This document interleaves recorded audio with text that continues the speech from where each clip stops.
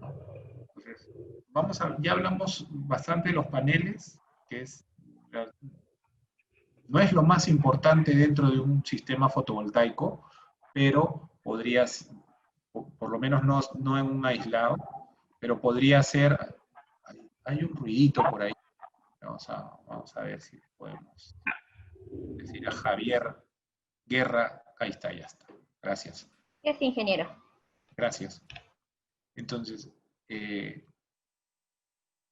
vamos a hablar de las estructuras de soporte. Las estructuras van a ser lo que nos va a permitir fijar a nuestros paneles en una posición y orientación adecuada para que puedan trabajar durante la vida útil del proyecto. ¿Es un aspecto importante? Sí. ¿Por qué? Porque va a resistir las inclemencias del clima, ¿no? La lluvia, los vientos, y tiene que evitar que los paneles estén en sombra, muchas cosas, ¿no? Y le va a dar estabilidad a nuestro arreglo fotovoltaico. ¿Qué tipo de estructuras hay? Hay muchísimas. Fabricadas por uno mismo, diseñadas por uno mismo, estandarizadas, que hoy hay muchos fabricantes de estructuras muy buenos y a precios muy competitivos. Esta es una instalación que hicimos para el Saga Falabella del Open Plaza en Angamos, donde nosotros diseñamos las estructuras y fue un bonito proyecto. Nosotros hemos diseñado estructuras donde todas las patas eran distintas porque teníamos que apoyarnos en una ladera de un cerro, ¿no? O estructuras estandarizadas que se usan mucho para cobertura como las de abajo, ¿no? La de abajo a la izquierda es en un techo industrial y de la derecha es un parking solar. Abajo estacionas tus autos, debajo de la sombra, ¿no? Hay otro tipo de estructuras hechas a la medida del cliente, ¿no? Donde le hemos tenido que poner recubrimiento de concreto porque así lo pedía el cliente. En épocas inundables el agua pasa, sube, y lo que ellos quieren evitar es que haya vandalismo y corten los postes, ¿no? ¿Qué porcentaje del consumo solar en Open Plaza? En ese momento, Ruperto, el sistema alimentaba unas luces de superemergencia que nunca se apagan dentro de la tienda. Un circuito de luces chiquititas que nunca se apagan y que le llaman circuito de superemergencia. Y el sistema alimentaba esa carga, ¿no? Que representaba menos del 1% del consumo de toda la tienda. Tengan en cuenta que los centros comerciales tienen consumos muy altos de energía, ¿no? Después de ese proyecto, cuando yo voy a un centro comercial ya no estoy mirando tanto la ropa, estoy mirando a los techos,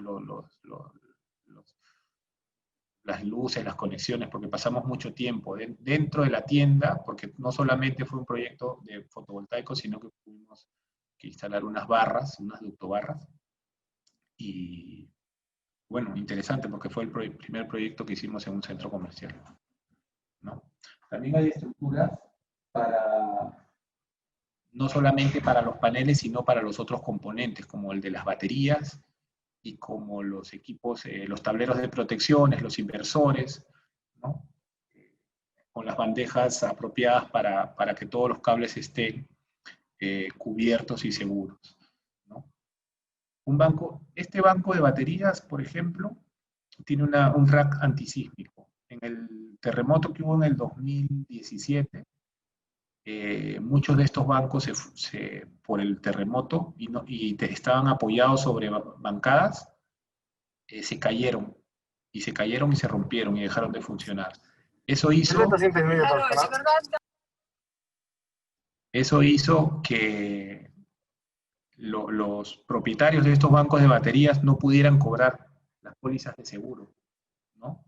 Porque si hubieran tenido bancadas antisísmicas, primero no les hubiera pasado, y si les pasaba, hubieran podido cobrar sus seguros, ¿no? Y tuvieron una pérdida millonaria, porque los bancos de baterías tienen un costo muy alto, ¿no? A ver, Ruperto, sí, es Arequipa la foto de la izquierda, es La Joya. Y el banco, ¿no están muy juntas las baterías? No están muy juntas, se ha respetado la recomendaciones del fabricante. ¿Y sabes cómo te das cuenta? Si tuvieran que estar más separadas, los conectores serían más largos. Si los conectores son de ese tamaño, es porque las baterías tienen que estar a esa distancia. Las baterías, si tú las ves, realmente es como un prisma, ¿no? O sea, no están cuadradas. Por eso que abajo hay una distancia mayor que arriba. Arriba están más pegaditas, ¿no? Pero para que sean antisísmicas y que todo tenga, el fabricante recomienda que estén bien pegadas arriba. Sí, Ruperto, Ferreiros de la Joya es. Ese proyecto lo hicimos nosotros, hicimos toda la parte de ingeniería y montaje.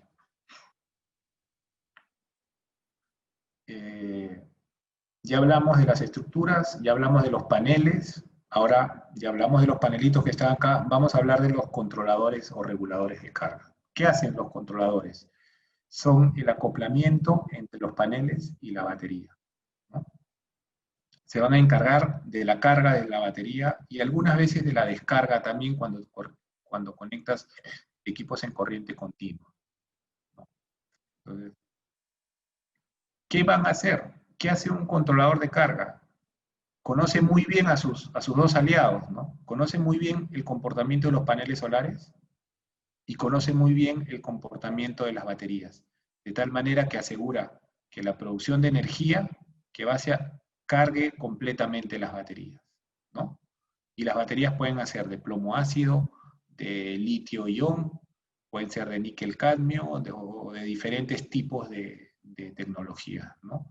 Entonces, ellos se encargan de hacer una carga eficiente de las baterías. Entonces, les vuelvo a repetir, conocen muy bien cómo trabaja y conocen los paneles y cómo trabaja también las baterías, ¿no?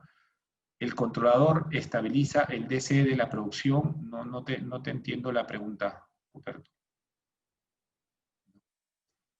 Entonces, ¿qué tipos de controladores ¿Aló? existen actualmente? ¿Aló? Sí, sí. No, mi pregunta era la siguiente. Yo entiendo de que la producción de energía de las celdas es irregular dependiendo de la nubosidad, dependiendo de varias condiciones. Entonces, el controlador este, trata de estabilizarse porque si no, tú podrías poner directamente la celda directo al inversor para que convierta eso en energía alterna. ¿Cuál es la función principal de ese controlador? Solamente es un controlador para la batería. El controlador es un cargador. Lo que está haciendo es trabajando con los voltajes de ambos, ¿no? Acá no hay transformación de corriente porque está el acoplamiento en DC. Si se dan cuenta, muy buena pregunta realmente, Mario. Antiguamente se hacía eso, ¿no? Los controladores los paneles los conectabas directamente a la batería y cargaban. Cuando cargaba empezaba a subir el voltaje. Y cuando llegaba a cierto valor, lo desconectabas, ¿no? Lo hacías con la mano, lo podías hacer con la mano, ¿no? Pero como la electrónica era muy sencilla, se diseñó un equipo que conectaba y desconectaba. Y hacía esto, ¿no? Y funcionaban así durante muchos años. Tuvimos estos controladores tipo on-off y que yo he visto que actualmente Telefónica tiene todavía funcionando muchos de estos controladores, ¿no? ¿Y qué hacía? Conecta y desconecta. ¿Cómo desconecta? Cuando se llega a un voltaje predeterminado. Pero acá sucede un efecto como el que sucede en las estaciones en los grifos, cuando quieres llenar el tanque de un auto. Pones la manguera, aprietas y empieza a caer el combustible. Cuando se llena, salta un sensor y lo desconecta. La pregunta es, ¿en ese momento el tanque está lleno? Para el sensor sí, pero realmente no está lleno. Entonces, a través de este sistema de carga se dieron cuenta que no completaban el 100% de carga, ¿no? ¿Y qué hicieron? Con temas electrónicos. Cuando llegaban a ese valor, en vez de desconectar, le dijeron, empieza a darle pulsos, pequeños pulsos, a voltaje constante durante cierto tiempo hasta que garantices que la batería se carga completamente.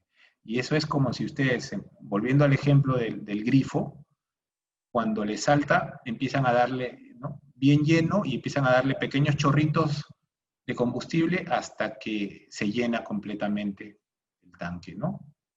Entonces, después de pasado cierto tiempo, el voltaje baja, ¿no? Y la corriente prácticamente se vuelve cero. Entonces, en este momento tú puedes decir que tienes una batería completamente cargada. En esta etapa, que se llama Buck Charging, un controlador PWM se comporta tal cual como un controlador on-off, ¿no? Entonces, estos son los controladores que durante muchos años también hemos usado y actualmente todavía lo tenemos, sobre todo en los sistemas pequeños, ¿no? Pero no sé si recuerdan el tema del punto de máxima potencia, que es, nosotros estamos trabajando por acá, y ellos se dieron cuenta que estarías trabajando acá, ¿no? Cuando deberías trabajar en el punto superior, donde realmente tienes más potencia del módulo. Y se diseñaron sistemas de seguimiento del punto de máxima potencia, que es un algoritmo electrónico que lo que hace es, cuando empieza a brillar el sol, hace un barrido completo y identifica el punto de máxima potencia y luego se empieza a mover ahí. No puede que la radiación caiga, pero él siempre se va a mover ahí, en ese punto de máxima potencia, ¿no? Entonces, logras que el equipo, con la misma cantidad de paneles, podría sacarle hasta un 25-30% más de energía, sobre todo en climas nublados, ¿no? Pero al inicio, el costo entre un PWM, un controlador de seguimiento de punto por pulsos, y un controlador de seguimiento de máxima potencia era muy, muy alto, ¿no? Mucha gente decía, oye, si voy a ganar esta eficiencia, más barato me sale comprar un panel que poner el controlador, ¿no? Y tenían esa barrera económica, ¿no? Hoy en día, esta tecnología ha desarrollado muchísimo y la diferencia de precios ya no es tanta. Entonces, este tipo de paneles, de controladores, se usan en proyectos pequeños. Cada vez se está usando menos y la tendencia es migrar hacia este lado, ¿no? Porque si tú multiplicas, en este ejemplo son más o menos 18 vatios, ¿no? Un poco más de 20 vatios. Lo multiplicas por lo que genera en las horas de sol y lo multiplicas por los 365 días del año, es un montón de energía que estás dejando de percibir y eso es un montón de dinero, ¿no? En el proceso de, la diferencia de estos dos está en el proceso de seguimiento al panel. O sea, acá, cuando lo ve acá. Pero cuando ven a la batería, el proceso de carga siempre va a ser por pulsos, es el mismo, ¿no? Entonces, la tecnología que han trabajado en este tipo de controladores es hacia el panel. Hacia la batería, sigue dándole pulsos, ¿no? Entonces, otra ventaja es que te permiten conectar en un rango más amplio de voltaje, ¿no? Por eso ¿y por qué se fueron a un rango tan amplio? Porque ellos se dieron cuenta que los fabricantes de paneles empezaron a fabricar paneles con 60 celdas, ¿no? Entonces ya les dejó de importar si los paneles eran de 36 o de 72, si eran para sistemas de 12 voltios o de 24 voltios. Y dijeron, nosotros podemos conectar paneles en cualquier rango. Entonces, antes te salía un dimensionamiento 8 paneles y no podías poner 9 porque salías del voltaje de operación. Acá puedes poner 8, 9, 10, porque siempre vas a estar dentro de un rango. Hay un rango recomendado, ¿no? Que es donde tienes mayor eficiencia, que deberías tratar de estar acá. Pero si puedes abrir ese rango y no tener ningún problema. Otra de las ventajas de este tipo de controladores es que tienes dos entradas y podrías conectar un subarreglo en un lado y otro subarreglo en otro lado. Entonces ahí es donde empezaron a ver, cuando yo tengo complicaciones para poner mis paneles al norte, no puedo poner instalaciones o hacer conexiones con paneles orientados al este y al oeste, de tal manera que un arreglo me capte la mayor cantidad de energía durante la mañana y el otro durante la tarde, y empezaron a hacer las pruebas. La suma de esa instalación este-oeste te te conviene comparado con una instalación hacia el norte, y se dieron dan sorpresas interesantes, ¿no? Entonces te permite variar un poco y tener condiciones de diseño más versátiles, ¿no? Ahí había una Ingeniero, tenemos una preguntita en el chat, es del ingeniero Ruperto. Sí. Se Respecto a lo que estaba comporta mencionando. mejor para las combinaciones de serie y paralelos, se diseña por voltaje, sí, siempre diseñas por voltaje, o sea, la potencia y el voltaje son dos valores que tienes que analizar al momento de hacer una configuración, ¿no? Yo, cuando empiezo a dimensionar o a balancear un sistema de energía, primero tienes que saber la carga que vas a atender, segundo tienes que saber el recurso que tienes, y sobre eso tú decides hacer una configuración en 12 voltios de baterías, ¿no? En 12 voltios, en 24 o en 48. Y luego el voltaje de conexión de los paneles solares va a variar, ¿no? Va a variar de acuerdo a la cantidad de paneles que uses. Yo puedo usar paneles de 200 vatios y poner 10 en serie, o puedo utilizar paneles de 300 vatios, ¿no? Y poner menos, o puedo usar paneles de 100 vatios y poner más en serie y paralelo. Eso va a depender un poco del rango de voltaje en el que me quiera mover y también de la disponibilidad del producto, ¿no? No están todos los paneles, no se compran los paneles, no hay una tienda de paneles donde encuentres todos los rangos de potencia, entonces es un poco lo que también tienes que mirar, la disponibilidad. Ahora, este modelo, por ejemplo, el VarioStream 70, solamente sirve para proyectos de 48 voltios. Hay otro modelo, que es BT, VarioTrack, que te da 12, 24 o 48. El mismo modelo, tú lo puedes configurar, pero en 48 voltios te maneja 5.000 vatios de potencia de paneles solares, en 24 te maneja 2.500 y en 12 te maneja 1.250. Entonces, ahí es donde tú tienes que ver cómo optimizas el uso de tu equipo, ¿no? ¿Por qué harías una configuración en 12 pudiéndola hacer en 24 o en 48 o viceversa, ¿no? Entonces, hay muchos aspectos. Yo configuro en 12 porque tengo una carga de 12 voltios, que es una válvula de una tubería de gas y que trabaja de ciertas maneras, y tengo que tener mi banco de baterías en 12. Bueno, entonces sabes que el comportamiento que va a tener tu equipo en ese voltaje, ¿no? Nos vamos un poquito de los controladores de carga, y los controladores de carga son los que van a hacer el acoplamiento entre paneles y baterías. Paneles generan corriente continua y las baterías son acumuladores también en corriente continua, ¿no? Entonces, lo que hay ahí es una transformación de voltaje, pero no hay una transformación de corriente. Los controladores no transforman la energía, ¿no? Lo que hacen es trabajan electrónicamente los valores de corriente para que se le dé la carga adecuada a las baterías. Hoy por hoy, los controladores de carga se pueden configurar. Los equipos, hoy todo es inteligente, los teléfonos inteligentes, ¿no? La electrónica inteligente, todos son inteligentes. Nosotros también debemos ser inteligentes y configurar bien los equipos, porque si configuramos mal un equipo inteligente, él no se va a dar cuenta que no lo hemos configurado bien y va a trabajar mal. Y si nosotros lo configuramos mal, puede dañar la batería, porque la batería no es inteligente, la batería recibe lo que le das y te entrega lo que le pides. No hay electrónica, por lo menos en las baterías de plomo, ¿no? Entonces, pasamos a los inversores, donde sí hay una transformación de corriente continua en corriente alterna. Entonces, ¿cuál es la función principal de un inversor? Transformar la energía de las baterías en corriente alterna para entregar a las cargas comerciales, ¿no?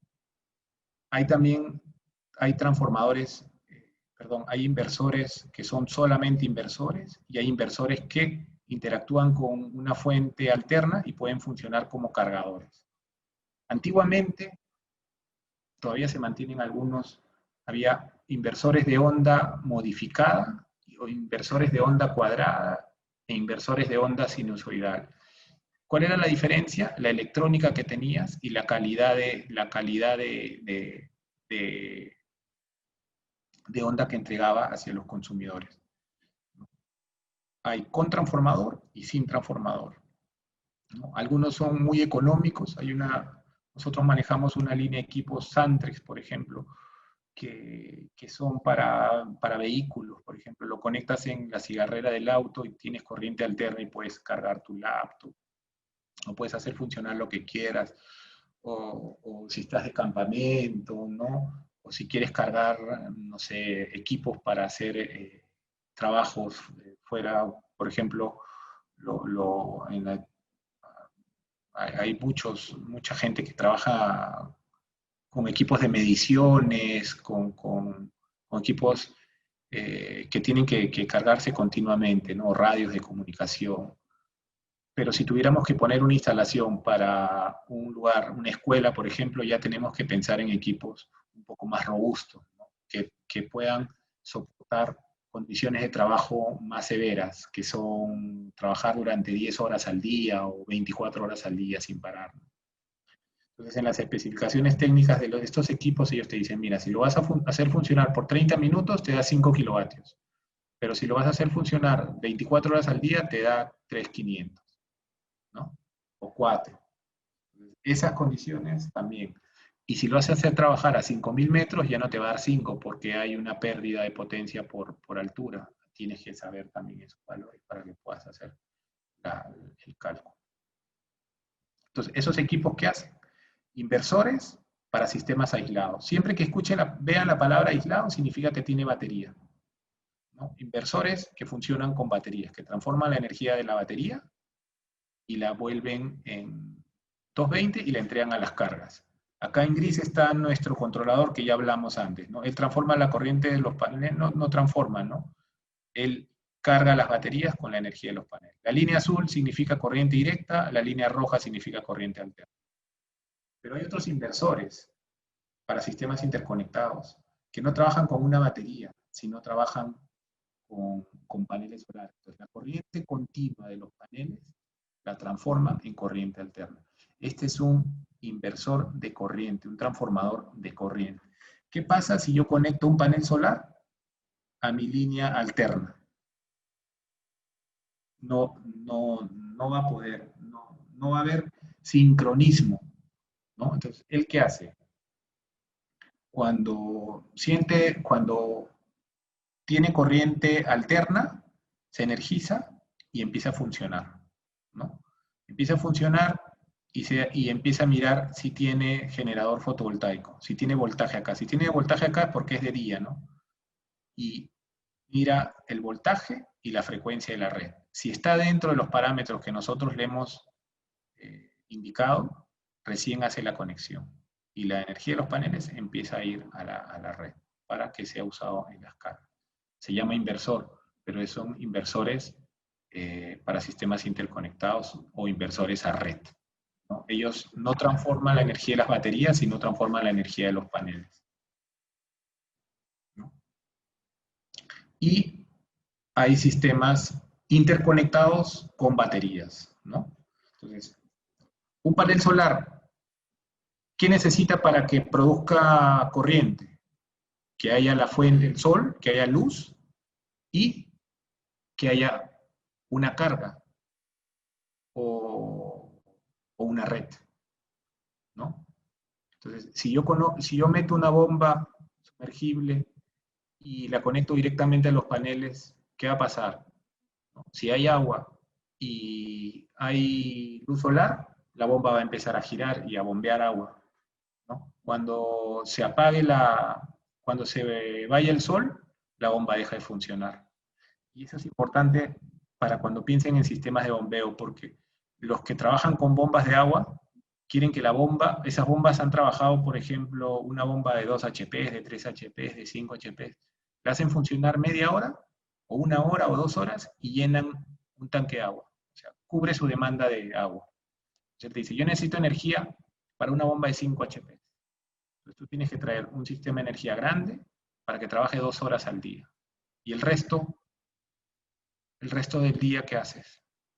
Entonces, Las bombas solares, ¿cómo trabajan? Son bombas más pequeñas, que trabajan durante todas las horas de sol, pero al final del día te van a dar la misma cantidad de agua. O sea, son dos conceptos diferentes. Ahí lo que tú necesitas es saber qué cantidad de agua necesitas y a qué altura la vas a bombear, para que puedas seleccionar la bomba adecuada. Entonces, pero también si hay una red eléctrica, los inversores funcionan y los paneles solares sincronizan con la red. ¿Quiénes forman la red? La red la puede formar un grupo electrógeno, la puede formar la red comercial del sistema interconectado, o la puede formar un inversor que se conecte a baterías. Entonces, este inversor amarillito, que se llama Sunny Island, de SMA, se conecta a las baterías y forma una red. Cuando yo tengo esta red, acá hay tensión y frecuencia, y mis otros equipos, y ahí puedo conectar mis paneles solares. Entonces, ese es el concepto básico, este es el ADN de una mini grid, ¿no? Yo conecto un inversor, tengo una caseta de fuerza, formo una red y empiezo a conectar varias casas. ¿Y cada casita podría tener su inversor y tener su aporte de energía? Sí, podría. Y ahí se forman las mini grids. Y como esta es una clasificación que él hace el fabricante, sus equipos para la parte residencial, comercial, utility, que son las grandes plantas, y los sistemas aislados, ¿no? Y abajo la parte de comunicación. Nosotros como empresa, por ejemplo, tenemos la línea rural, la línea residencial, comercial e industrial, ¿no? Así es como nosotros hemos clasificado nuestras líneas de negocio. Pero cada uno lo hace como mejor le parezca, ¿no? Entonces ya vimos los paneles, ya vimos los controladores que hacen el acoplamiento en DC, ya vimos los inversores aislados y de red, y ahora vamos a ver cómo se juntan todos ellos, ¿no? Todos ellos necesitan trabajar en tableros, cuando te lo piden, o en armarios, y con sistemas de barras de conexión, borneras, fusibles, ¿no? Toda la parte electrónica y la parte de comunicación, ¿no? Nosotros armamos y le llamamos tableros o cuadros de control. Ese es el nombre que le ponemos nosotros. Puede ser un gabinete que va apoyado en el piso o puede ser un tablero que se fija en una pared, ¿no? Este es un modelo de un gabinete de dos cuerpos, donde en una parte está la electrónica y en la otra están las baterías. Entonces la pregunta es, ¿y puedes meter baterías junto con electrónica? No es que las baterías emiten gases y esos gases son inflamables. Entonces, con el desarrollo de la tecnología de las baterías, estas baterías tienen unas válvulas que se ha reducido tanto su emisión de gases que hoy ya te permiten hacer este tipo de instalación. Antes no, antes tenías que separarlos y tener mucho cuidado, ¿no? Y ahí nos metemos al mundo de las baterías. ¿Hasta ahí todo bien? ¿Preguntas? ¿Ah? ¿Conforme? ¿Claro? ¿Están cansados? ¿Quieren un descanso? ¿Un cafecito? Es un sistema distribuido. No te entiendo, Roberto, la pregunta. ¿Te referías al slide anterior, a la diapositiva anterior? Sí, es de la transparencia anterior donde tenías en la parte superior las energías primarias, fotovoltaicas, y tenías en la parte inferior baterías. Entonces, para mí es un sistema distribuido, ¿no? En realidad, sí, puede ser una solución de generación distribuida, puede ser una solución de autoconsumo o puede ser una mini grid, ¿no? Pues, si te das cuenta, acá tienes la red, ¿no? Y acá tienes el grupo electrógeno. Puede que no tengas red y que solamente tengas un grupo electrógeno, simulando, por ejemplo, el ejemplo que les decía de la granja de pollos, ¿no? O puede que tengas red. La pregunta es, si tienes red, ¿para qué quieres hacer esto? No, lo que pasa es que esta es una red de repente que no llega con buena calidad de voltaje y corriente, muy limitada, y en época de lluvias normalmente hay derrumbes y se interrumpe, ¿ya? Entonces yo me respaldo con eso. Perfecto, ¿no? Incluso tú puedes tener una red monofásica, pero tienes una aplicación trifásica. Entonces, cargo monofásicamente y transformo y entrego trifásico a mis cargas, ¿no? Realmente la energía solar es muy versátil, es muy noble, se adapta a muchísimas necesidades, muchos requerimientos, aplicaciones. Y no solamente, dime. Sí, no me pregunta la siguiente, si ese es un sistema real, porque cuando tú utilizas ese tipo de sistemas, tienes que optimizar. ¿Por qué? Porque la idea es tener un LCO lo más bajo posible. Entonces, ¿Perdón? ¿Tienes que qué? para tener un LCO, o sea, la parte más económica posible, o sea, como costo de producción de cada equipo, porque estás haciendo trabajar tres tecnologías a la vez, ¿no? Tienes solar, tienes eólica y tienes batería. Entonces, muchas veces, yo he leído una vez de que optimizan para buscar el menor consumo. ¿Por qué? Porque estás haciendo todo un conjunto de suministros diferentes. Lo que te muestra esta diapositiva es la versatilidad en la energía, ¿no? Tú puedes tener, en la parte de arriba son los acoplamientos en AC, tú puedes tener un eólico con un transformador AC, puedes tener un generador fotovoltaico o varios generadores fotovoltaicos, puedes administrar redes en AC, fuentes de energía en AC, que a través de un generador o de una red, y puedo tener bancos de baterías, y puedo tener mi controlador, y cargo mis baterías también directamente con paneles solares, y cargas en DC y cargas en AC. Para mi LCOE, yo tengo que analizar cuál es el mejor valor, claro que sí, ¿no? O sea, si tuviera, yo tengo toda la versatilidad. Entonces, nuestra oficina, por ejemplo, utiliza la red como un grupo electrógeno. Entonces, yo arranco con mis baterías y atiendo mis cargas. Cuando mis baterías bajan a un cierto valor que yo he definido, entra la red. Pero la red solo atiende a mis cargas, porque mis baterías yo las cargo solamente con energía solar. Porque si fuera a atender acá, al final consumiría la misma cantidad de energía. No tiene sentido cargar mis baterías con la red. Así lo he configurado yo. Puede haber otra configuración distinta, sí. ¿A qué se debe? A como tú quieras que funcione el sistema. El LCOE es una variable que tienes que analizar siempre, sí, pero no es la única, porque también tienes que analizar la confiabilidad. Porque sistemas de telecomunicaciones, por ejemplo, no les interesa mucho el LCOE, les interesa que su sistema sea 99.99% confiable. Entonces, no ponen un grupo electrógeno, ponen dos. Y no ponen un banco de baterías para 3 días de autonomía, sino para 15. Y no ponen un banco, pones dos. Y no ponen un equipo, sino ponen dos redundantes. Si falla uno, entra el otro. Porque para ellos, un minuto fuera del aire significa penalidades muy grandes. Entonces, les digo, siempre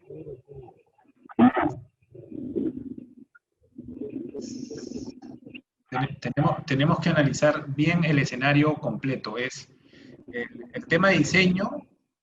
Lo más importante de hacer un buen diseño, ¿qué creen que es? A ver, un panel solar para la respuesta correcta. Un viaje a Cancún.